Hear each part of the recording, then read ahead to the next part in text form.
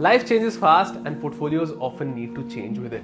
What worked in investors' early earning years may not fit one's goal as responsibilities and time horizons start shifting. So when should they review their mutual fund portfolio? What should trigger that review?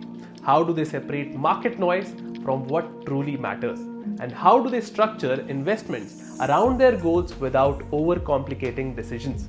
To make sense of this decision making, Mr. Siddharth Sharma shares his perspective. He's the co-founder of MoneyTree Partners and he has spent years guiding families on linking investments to real goals, setting review checkpoints and staying aligned as priorities change. You are listening to Nivesh Pe Charcha. In this episode, we explore life stages, goals and mutual fund portfolios, how to review and recalibrate over time. Let's dive in.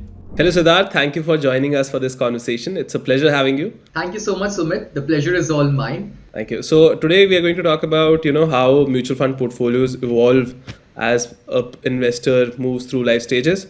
My first question is, so how should an individual look at their portfolio while they move from different life stages, from their 20s to 30s and then 40s? Sumit, I personally find that, the portfolio creation and the life stages goes in synchronous to each other. So the early you start your portfolio development, the more aggressive you could be in your portfolio because your longevity is more, therefore the portfolio's longevity is also high. You can be a bit more aggressive during your initial stages because you don't have so much of commitments, the need of money doesn't arises so much to that level vis-a-vis what it happens during your old stages. So I personally find that as and how you start first of all, you should start your portfolio at an early stage of your life because, even if you commit some mistakes, you will have that time to rectify it, which of course you can't do that at a later stage. Let's say if you start your portfolio at the stage of your retirement. So I personally find that, starting your portfolio at the age of 20, 25, when you start your first, when you have your first paycheck ready, I mean, that would be the first step towards initiation of the portfolio.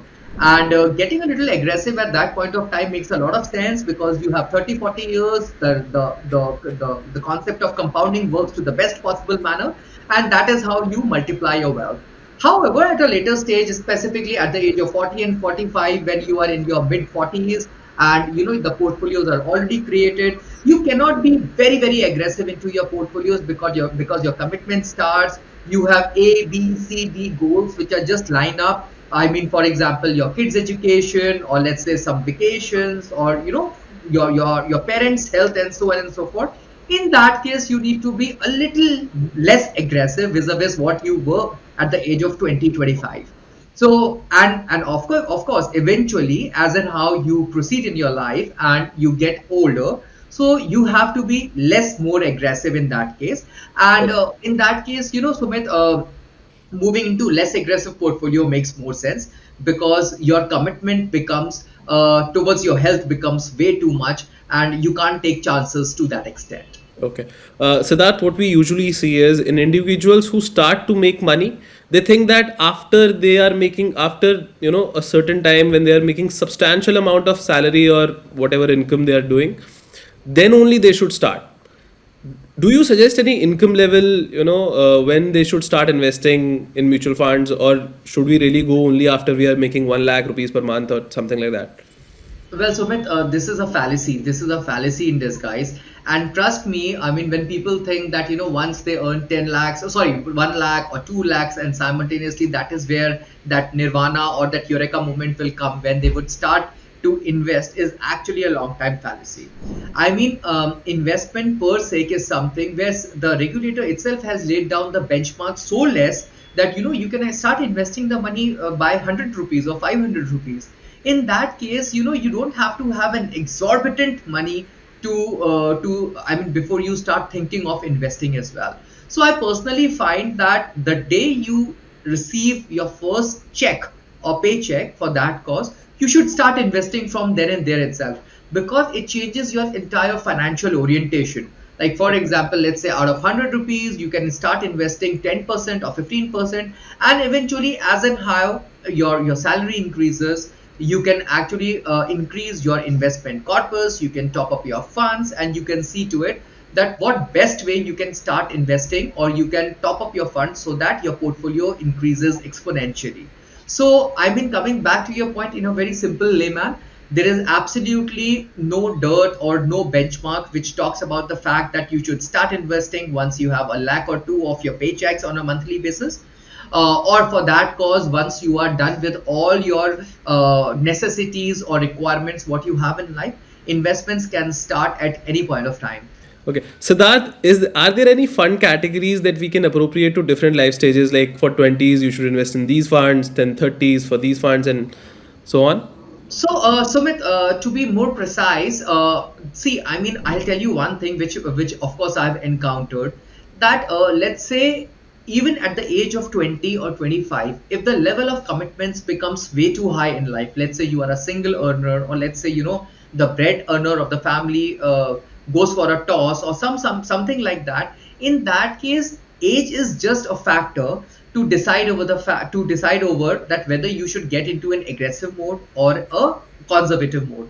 There are Okay. a lot of other factors which which somebody says each one to its own. So I mean, specifically, if you are highlighting the factor that let's say if everything goes fine and somebody at the age of 20 or 25 starts to invest, so of course he can go into an aggressive mode. So when I talk about aggressive, I mean to say pure funds which are 100% deploying their money into the markets, like for example the mid caps or the small caps or the flexi caps or multi caps or large caps.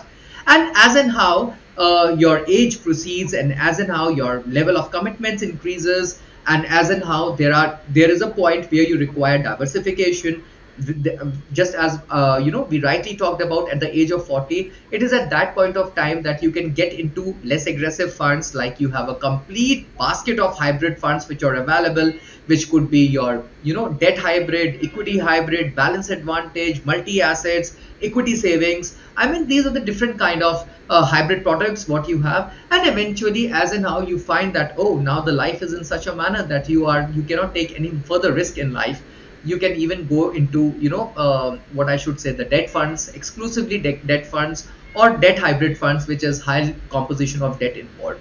So Sumit, I personally find that just as age proceeds, similarly your level of investing also takes a different level of maturity, and of course it is keeping into your mind a lot of other factors as well.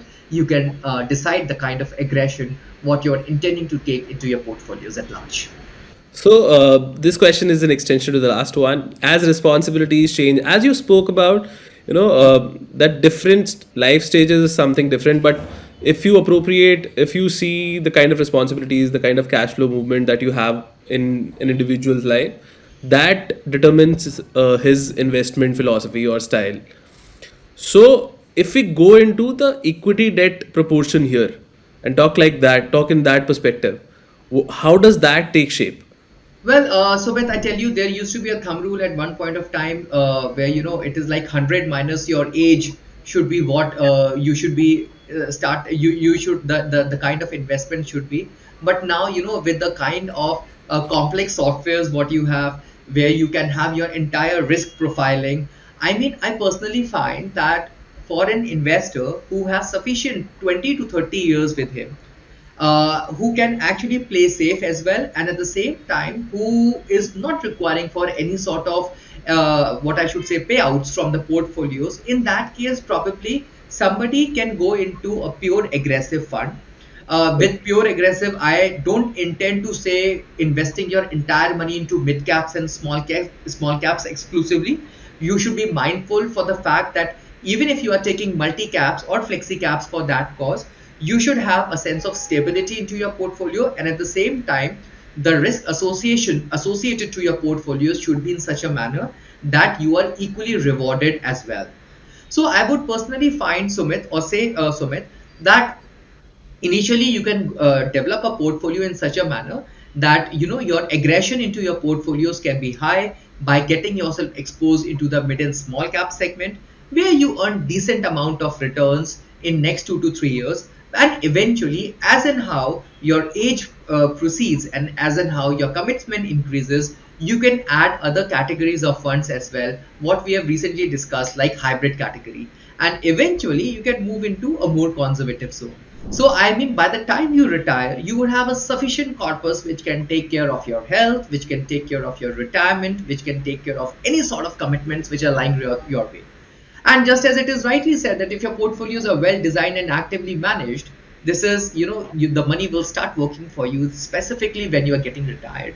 So you don't have to get baffled about anything in life for that cause. So calibrated and an equally high way of designing, getting your portfolios designed, managing it properly, seeing the kind of commitments what you have, your age factor and all that equally plays a very crucial role in your portfolio management, portfolio designing, and taking your things forward in life.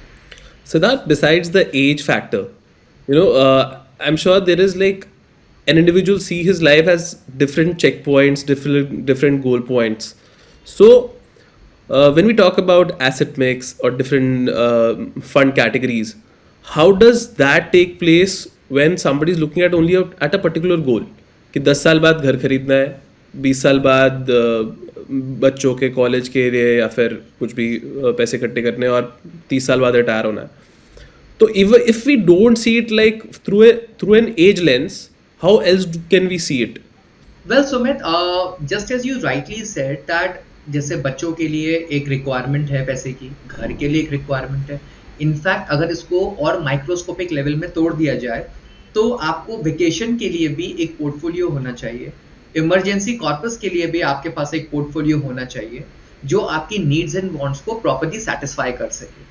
And if all these micro goals, or what I should say, your retirement corpus, emergency corpus creation, vacation planning, your child's education, your home building, or blah blah blah, for that cause any other goal for that matter, if all of those things are well properly intact and properly calibrated, and you have sub portfolios designed for a specific goal, that is where the whole essence comes up.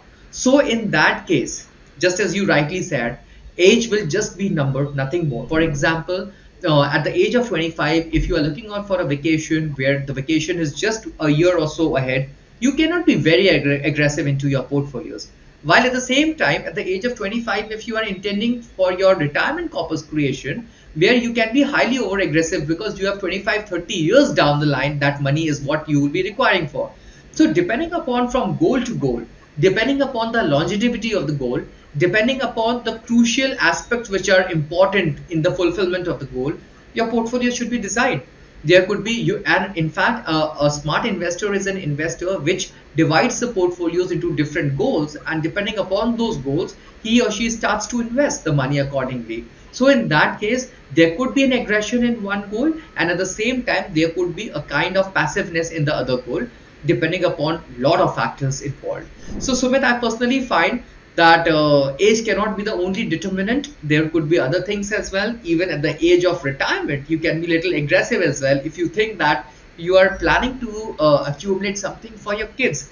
As you know, we Indians are so fetish towards intergenerational wealth, inheritances and all that. I personally find that even at the time of retirement, if you are keeping something for your grandchildren or for your kids, that could be a little aggressive portfolio as well.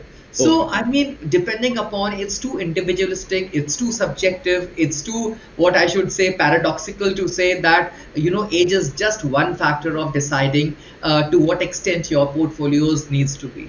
Just as life is becoming more complex, so does designing of the portfolios, so does management of the portfolios, and so does your accomplishments in life as well. Okay, thank you, Siddharth. And what are the most common portfolio mistakes that you see people make in their 20s, 30s, and 40s while constructing their portfolios?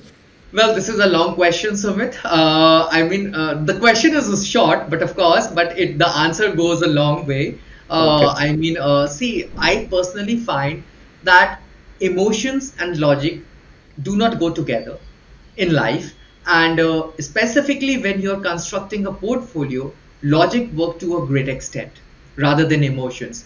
I've seen a lot of time when market starts becoming bearish, people become impulsive. People think that they would be losing a lot of principal, they would be losing their entire returns, their entire goal planning would go for toss, and so on and so forth. But they generally tend to forget that actually markets are nothing but a replica of economy. And if the economy is doing great, so would the markets too. So yes, of course, in a temporary fashion of, let's say, 6 months or 1 year, markets can be in a lull phase, can be in a bearish phase. But that doesn't apply for all throughout. Since when you start investing your money, you don't invest for a year or so. You invest for, let's say, 5 years or 10 years and so on and so forth. So what makes you impulsive if the markets are getting a little jittery for a short duration of time? In fact, investors tend to forget that that is the time where you can actually make more money by investing more and more amount of money so that you can accumulate more and more of units. So if the investors tend to understand these aspects well, that is where the first lesson towards financial understanding of for designing of the portfolio comes up. Other than the fact, what you rightly said, that investors generally think that when you have a decent corpus available, it is only at that point of time that the portfolios will start working for you. That is also a wrong notion. You can start investing at any point of time for with whatever corpus available you have, which can actually start working for you at a later stage. Because with any or every corpus, whatever you start investing, you come into the groove of investing, which becomes way too beneficial for you. Point number two. Point number three, sometimes investors also get into the habit of get rich quick concept. They want an exorbitant returns coming out from their portfolios.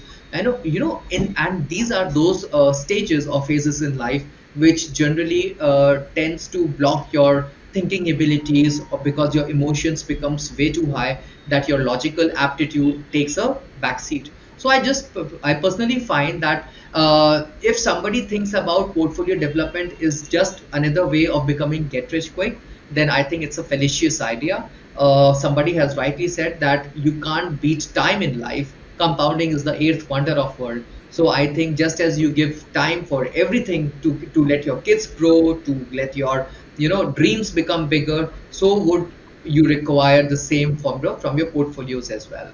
And last but not the least, I personally find that whenever the markets goes for a toss, the first thing is to stop your SIPs, or and so on and so forth. That is again a wrong concept, which investors generally feel that they should keep the thing into their mind that they are investing for a longer duration of time. Therefore, patience rule everything, and so does the portfolios. When patience takes a very important step into your relationship development, into the way you take care of your life, so why doesn't it should take an important aspect in your portfolios development also. So these are few basic mistakes which I generally find that the portfolio managers or your investors generally commit while Okay. constructing the portfolios. Thank you, Siddharth. Now I want to know, I'm sure you meet investors of all age groups. Do you see any behavioral changes or expectational changes in all of them?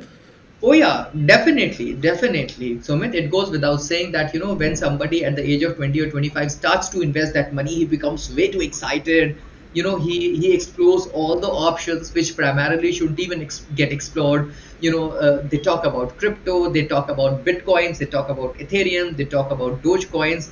They talk about multi-baggers, they talk about penny stocks and so on and so forth, because that whole excitement comes from the fact that okay, now we have become big enough to take our independent decisions, and as a result of which, let's start investing and let's start taking a punt, so that we become rich at a very early stage in life as well. And that's sometimes social media becomes a bane as well, if not read in a proper manner. So the whole understanding of youngsters towards investing also comes from the social media, which creates sometimes the hurdles as well in your life through miscommunications and wrong messages, information. But yes, of course, as and how an individual becomes matured, he understands his responsibilities, liabilities, the essence of investing, the essence of money working for you. It is at that point of time that his calibrated decisions and the logical decisions actually takes the forefront. And it is at that point of time that his financial goal-based planning, his investment corpus creation, his whole rationale of in fact switching jobs also comes from the fact that to what extent his portfolio is big enough, or is wise enough, or is sufficient enough to take care of his requirement. Let's say if his job goes for a toss, So imagine the fact that even your professional journey of growing further in life is a function of the fact that to what extent your portfolios are growing or to what extent you are managing your portfolios. So you can clearly understand, Sumit, that how important the sense of portfolio development and creation takes place. And of course, as and how you get older, you becomes more wiser. Somebody has rightly said that gray hairs are not doesn't turn gray just because of sitting in sunlight, but because of the experiences, and so does the portfolio formulations.